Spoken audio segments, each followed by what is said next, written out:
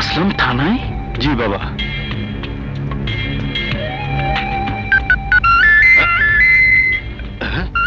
বাজানের number. আসসালামু আলাইকুম বাজান। ওয়ালাইকুম আসসালাম। কেমন আছো জাফর? আপনার দোয়ায় ভালো আছি বাজান।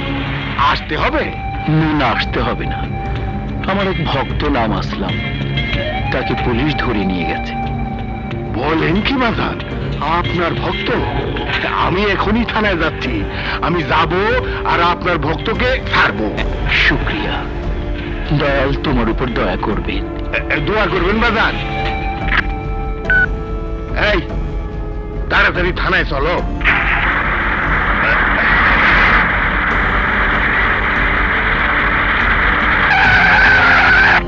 এই ছেলে তারা করো, বাজানের ভক্তকে আটক করে রেখেছো কোন সাহসে?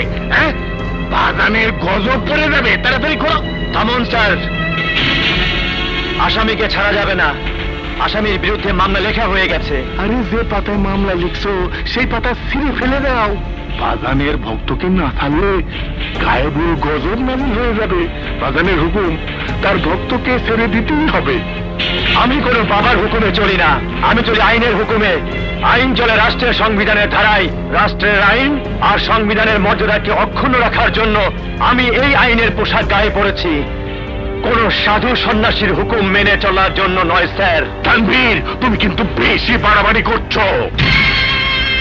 নো নো স্যার, আমি কোনো বাড়াবাড়ি করছি না, আমি শুধু আইন মেনে চলছি। ওর নামে সন্ত্রাস দমন আইনে মামলা লেখা হয়ে গেছে, বাকি কাজটা করবে মহামান্য আদালত।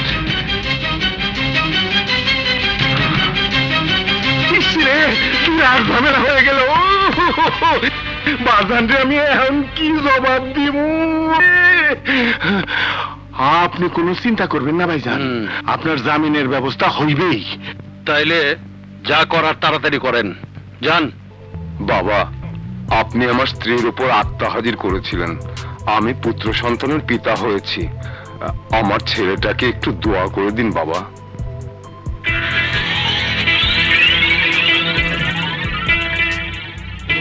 অতীব সুন্দর, একদম বাবার মতো চেহারা।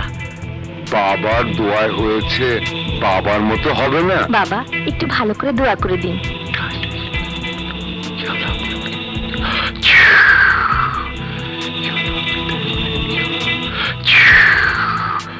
দয়াল আপনাদের দয়া করবেন, আপনারা আসতে পারেন।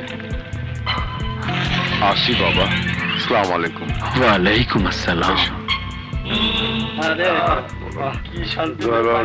বলে